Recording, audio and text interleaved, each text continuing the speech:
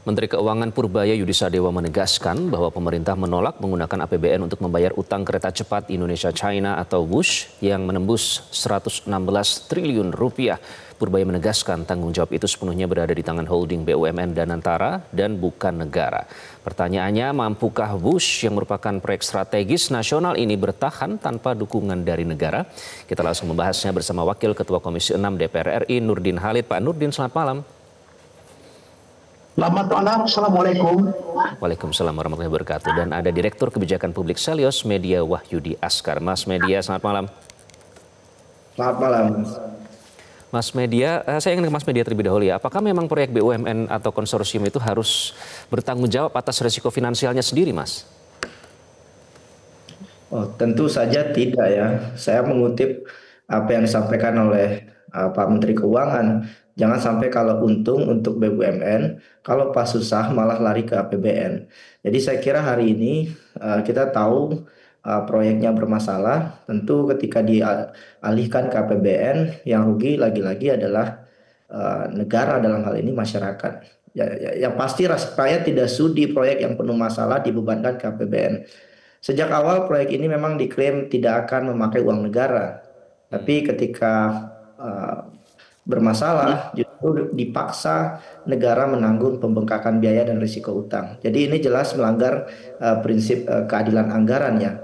Dan saya kira juga kita nggak bisa menutup mata bahwa proyek ini adalah warisan dari kebijakan presiden sebelumnya yang dipaksakan tanpa visibility study yang matang. Dan ini konsekuensi dari keputusan politik saat itu yang mengabaikan rasionalitas ekonomi. Soal KAI ya, KAI itu rugi sampai 950 miliar per Juni 2025. Dan sekarang jumlah penumpangnya itu hanya 21% dari target optimistis. Jadi ini masih jauh dari target, dan kalau ini terus terjadi bisa lebih dari 100 tahun balik modalnya, dan ini akan ditanggung beban hutangnya oleh generasi-generasi Indonesia berikutnya. Jadi Oke, baik, saya Mas. kira hari ini saatnya pihak terkait untuk duduk bersama dan mencari solusinya, Mas. Oke, berbicara tentang 100 tahun jadi teringat ya pernyataan dari Faisal Basri pada saat itu yang juga menyatakan soal ini kemungkinan kalau menggunakan hitung-hitungan baru bisa kembali dalam 100 tahun mendatang. Pak Nurdin sebagai mitra kerja BUMN Komisi 6 selama ini, bagaimana memastikan agar proyek ini akhirnya tidak membebani APBN yang ujung-ujung ditanggung oleh rakyat, Pak Nurdin? Nah, jadi apa yang menjadi pernyataan daripada Menteri Keuangan Pak Purbaya itu tentu merupakan suatu tantangan bagi Danantara. Sesuai dengan ide awal didirikannya Danantara atau terbentuknya Danantara, yaitu tidak lain adalah bahwa pengelolaan BUMN harus dipisahkan antara fungsi regulasi pemerintah dan fungsi komersial agar tidak lagi terjebak pada pembenaran kerugian dengan dalih penugasan negara. Oleh karena itu, maka Undang-Undang BUMN termasuk revisi keempat yang baru saja disahkan ini menekan kembali bahwa memang BUMN adalah alat negara untuk kesejahteraan umum berlandaskan prinsip Undang-Undang 45. Dan karena itu pengelolaannya perlu ditata ulang agar lebih efektif, termasuk memisahkan fungsi-fungsi yang selama ini bercampur antara regulasi dan bisnis. Nah, khusus untuk KC ini KCC ini itu kan program pemerintah di zaman Jokowi di mana Danantara belum berdiri atau belum dibentuk, belum didirikan. Namun demikian, saya sependapat dengan Pak Purbaya bahwa Danantara sekarang yang sudah diberi kewenangan penuh untuk mengelola seluruh potensi BUMN dengan yang kemarin yang sudah kita imbreng kurang lebih 13.000 triliun dengan dividen kurang lebih 100 triliun.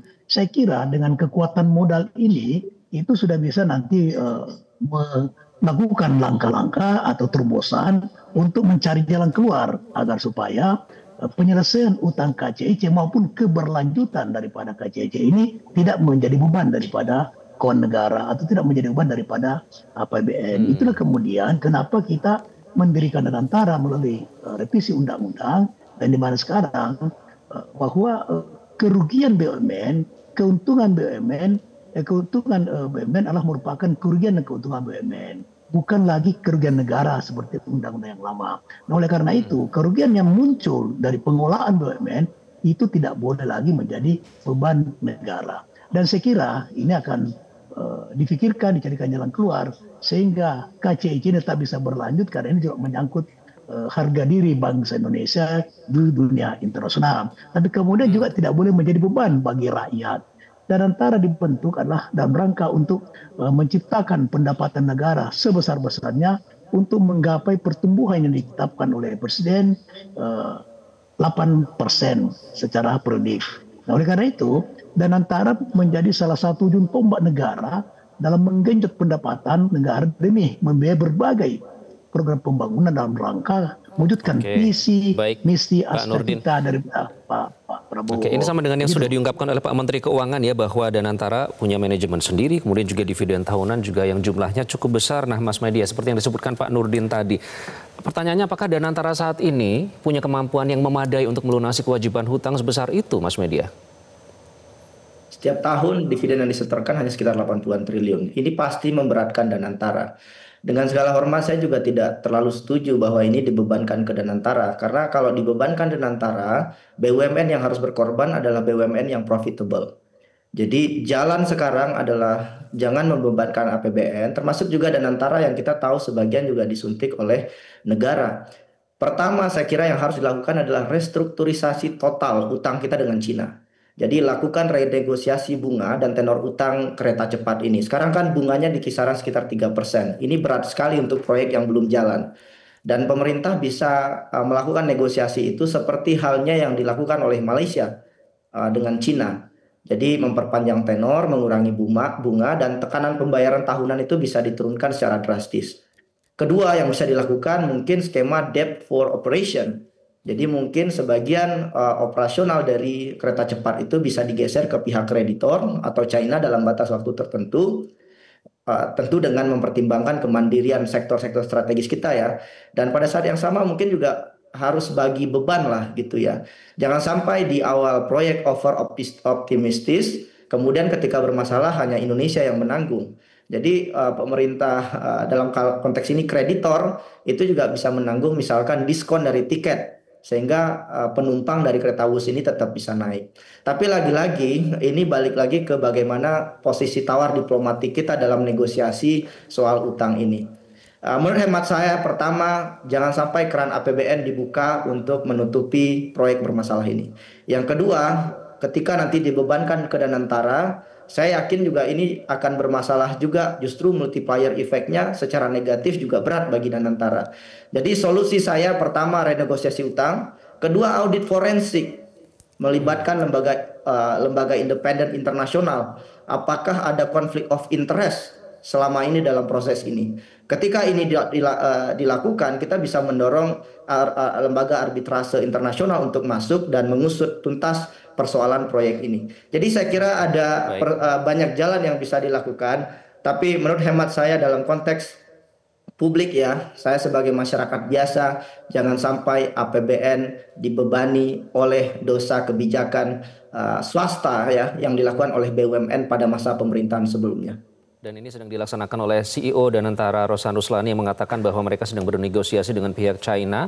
Harapannya malah kalau bisa jangan hanya restrukturisasi melainkan reformasi, Mas Media, kata Pak Rosan. Pak Nurdin, tadi kalau Mas Media menyatakan bahwa diperlukan audit ya. Nah sebenarnya sejak proyek di awal ini kan publik mendesak ada keterbukaan sebesar-besarnya terkait dengan sumber dananya dari mana, bunga pinjamannya berapa, sampai dengan isi dari kontrak konsorsium. Nah, apakah desakan audit itu saat ini relevan dengan permasalahan yang ada, Pak Nurdin, dan apakah DPR akan mendesak dilakukannya audit tersebut? Danantara tanpa dilakukan desakan itu kita sudah sering melakukan RDP ya. Rapat maupun FGD dengan Danantara, itu Danantara sendiri sudah melakukan audit atau sudah melakukan membedah semua baik potensi maupun permasalahan, tantangan, kerugian, kekayaan daripada masing-masing BUMN. Semuanya telah dilakukan. Kalau tidak salah ada 24 atau 30 kelompok BUMN yang telah dibedah secara menyeluruh. Apa yang dibedah anatomi daripada setiap BUMN itu. Nah, sehingga dengan demikian, dan antara sendiri sekarang sedang mengembangkan transparansi yang berorientasi kepada. Oleh karena itu, tampil dalam revisi keempat daripada Undang-Undang BUMN itu juga telah kita katakan bahwa tidak hanya sekarang akuntan publik yang bisa mengaudit daripada BUMN, tapi BPK juga bisa melakukan audit. Dan apabila juga diperlukan audit dengan tujuan tertentu, itu juga bisa dilakukan. Oleh karena itu apa yang dikatakan Bu Medi adalah sesuatu yang harus dilakukan oleh Danantara. Demikian. Oke, audit itu sudah dilaksanakan. Nah, bagaimana Anda menanggapi soal kalau jangan sampai dibebankan ke Danantara sepenuhnya karena dikhawatirkan ini akan dialihkan justru membebani BUMN yang lebih profitable. Pak Nurin, bagaimana Anda merespon hal tersebut?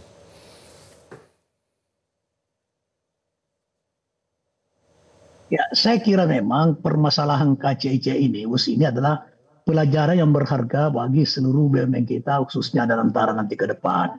Jadi sekalipun ada program strategis nasional, tapi kemudian kalau itu dari sisi feasibility study tidak menguntungkan, maka itu harus menjadi tidak boleh menjadi beban Danantara, karena kita mengarahkan Danantara itu pure business untuk menciptakan pendapatan sebesar-besarnya dalam rangka untuk mencapai pada pertumbuhan yang bisa dinikmati oleh seluruh Indonesia, bukan pertumbuhan kemudian hanya dinikmati oleh segelintir orang. Nah, oleh karena itu khusus untuk KCIC ini memang harus mencari jalan keluar antara pemerintah dengan Danantara. Nah, kedepannya apabila ada program strategi nasional, maka tidak seluruhnya harus dibebankan kepada Danantara, misalnya infrastrukturnya di negara-negara maju seperti itu, ya.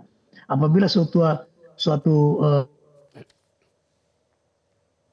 program strategis nasional dan itu bisnis, maka itu negara juga yang menyiapkan infrastrukturnya. Modal kerja dan perannya itu adalah tanggung jawab daripada BUMN yang bersangkutan. Di China juga seperti itu. Nah, oleh karena itu ini pengalaman yang sangat berharga yang tidak boleh terulang. Ya, sekalipun ini merupakan suatu kebutuhan juga bagi bangsa Indonesia, tapi kemudian pada saat itu menurut saya tidak terlalu visible bisnis ini. Kemudian mengatakan tadi 100 tahun belum tentu bisa didonasi, itu kan berarti dari awal visibilitasnya sudah tidak menguntungkan. Sudah banyak yang memperingatkan ya Pak Nurdin ya, bahkan sejak awal bahwa secara visibility studies, hitung-hitungan baik itu merupakan dari pakar maupun analis, bahwa jadi istilah bom waktu itu tidak hanya relevan sekarang, tapi katanya sudah sejak awal itu sudah diprediksi terkait dengan proyek kereta cepat ini. Nah, kedepannya Mas Media, kalau kita melihat dari polemik yang terjadi, permasalahan ini, apakah ini akan berdampak terhadap PSN-PSN lainnya? Mengingat status WUS ini adalah proyek strategis nasional, ini apakah berdampak nanti? Ya, pertama saya nggak setuju bahwa ini jadi pembelajaran saja ya. Kerugiannya triliunan rupiah. Jadi ini harus dilihat kembali ke belakang apabila ada penyimpangan ya diproses secara hukum terkait markup biaya, penyalahgunaan kewenangan dan seterusnya. Karena sekarang kalau bicara dampak, Mas, sesuai pertanyaannya tadi, dampak paling signifikan itu pada KAI. Kita harus pahami bahwa KAI itu bukan hanya WUS. KAI itu juga ada KRL, operator kereta ekonomi jarak jauh, termasuk juga penyambung logistik nasional. Dan sekarang ketika KAI rontok keuangannya, yang pertama dilakukan tentu saja adalah tarif kereta ekonomi jelas tidak akan turun. Kemudian tiket kereta api naik, yang dirugikan lagi-lagi adalah masyarakat menengah ke atas. Belum lagi layanan kereta di daerah bisa mati, inovasi KAI soal perluasan stasiun, penambahan jalur kereta api itu mutlak tidak akan mungkin dilakukan ketika sekarang profit KAI ini terpukul. Jadi lagi-lagi yang dirugikan akibat kebijakan yang buruk ini terjadi di masa lalu adalah sektor strategis nasional. Dan menurut hemat saya lagi-lagi ini harus duduk bersama, baik itu pihak KAI, pemerintah dan legislatif, dan mencari solusi terbaik untuk menyelesaikan masalah ini. Dan menurut saya masih ada jalan keluar. Renegosiasi hutang menurut saya adalah opsi terbaik saat ini, termasuk juga dengan melakukan negosiasi pengurangan bunga hutang sampai kemudian terus mencari jalan agar WUS ini tidak ambruk dan kemudian tutup. Jadi cost benefit analysis ke depan harus berjalan dengan baik, dan proyek-proyek seperti ini jangan sampai terulang lagi ke depan. Saya sepakat soal itu, tapi lagi-lagi Siapapun yang mengambil keputusan terkait KAI Kereta Wus ini harus bertanggung jawab, dan audit harus dilakukan. Dan menurut saya audit yang dilakukan bukan audit dari pemerintah. BPK itu memang sudah dilakukan, tapi kita bisa meminta audit, melakukan litigasi internasional, itu adalah opsi yang sah lewat lembaga arbitrase untuk kemudian menemukan apakah terjadi pelanggaran kontraktual yang berat atau praktek tidak fair dalam perjanjian bisnis yang ada, sehingga kemudian merugikan publik secara umum. Begitu, Mas. Oke. Jadi selain evaluasi juga harus ada pertanggungjawaban dari segi akuntabilitas ya. Jangan sampai nanti timbul image dari kalangan publik ya bahwa proyek yang senilai triliunan rupiah ini hanya proyek prestis, bukan kebutuhan ekonomi yang sesungguhnya. Terima kasih Pak Nurdin, Mas Media sudah bergabung dengan Prime Time News. Kita kawal terus permasalahan ini. Terima kasih sekali lagi. Jelajahi cara baru mendapatkan informasi. Download Metro TV Extend sekarang.